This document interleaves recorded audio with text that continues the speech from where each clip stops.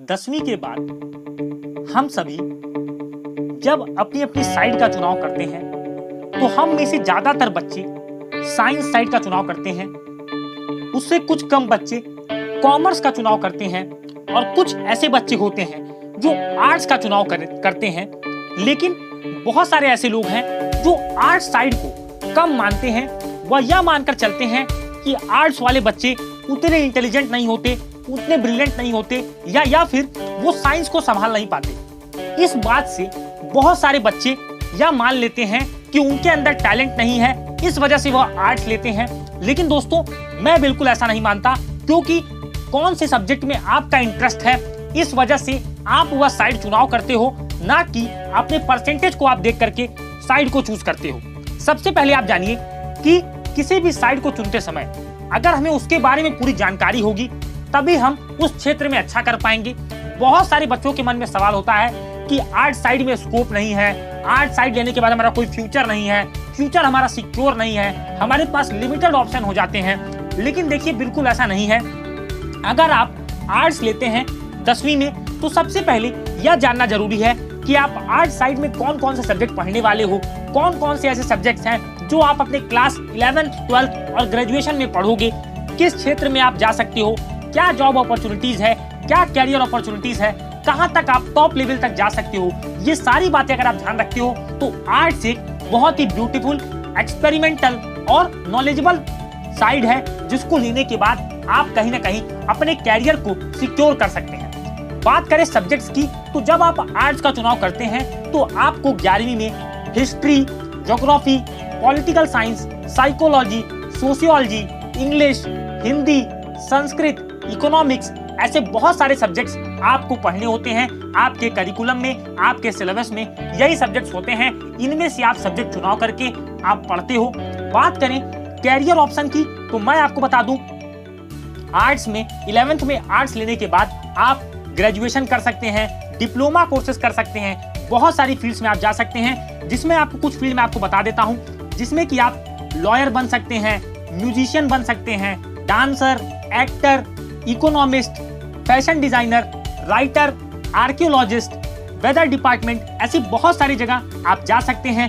Civil services, government exams, SSC, bank, railway, ऐसे सारे बहुत सारे ऑर्गेनाइजेशंस हैं जिनको आप आर्ट्स लेने के बाद ज्वाइन कर सकते हैं।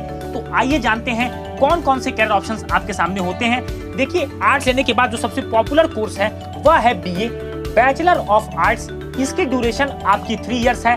इसकी एलिजिबिलिटी है 10+2 pass with any stream with no percentage bar. अलग अलग कॉलेजेस में इसके एंट्रेंस एग्जाम होते हैं।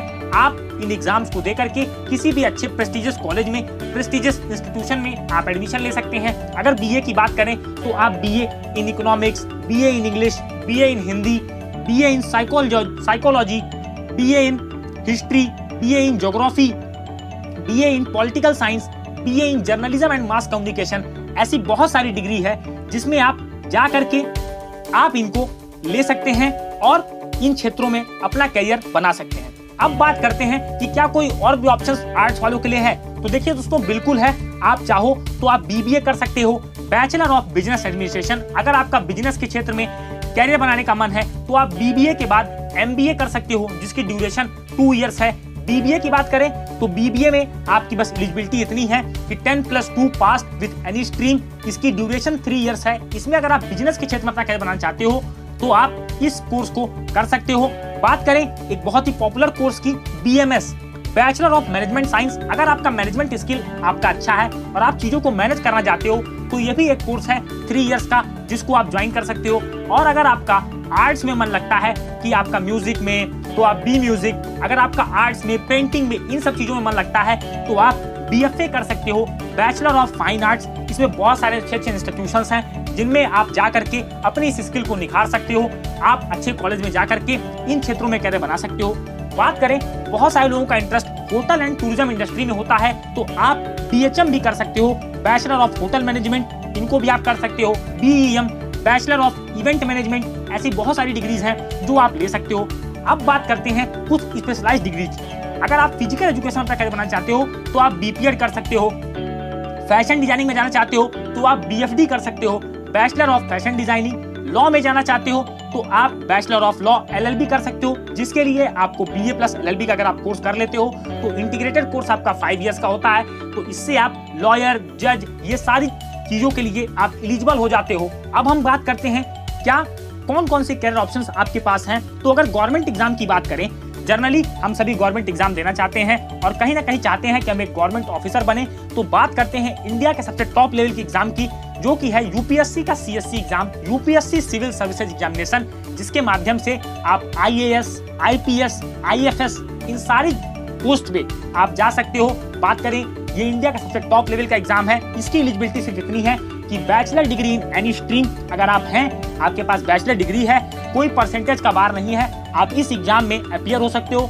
बात करें SSC के एग्जाम की, तो SSC के बहुत सारे ऐसे एग्जाम्स हैं जिनमें आप जा सकते हो, जैसे SSC CGL, SSC steno, SSC MTS, SSC GD, ऐसे बहुत सारे एग्जाम्स हैं SSC द्वारा जिनमें आप जा सकते हो।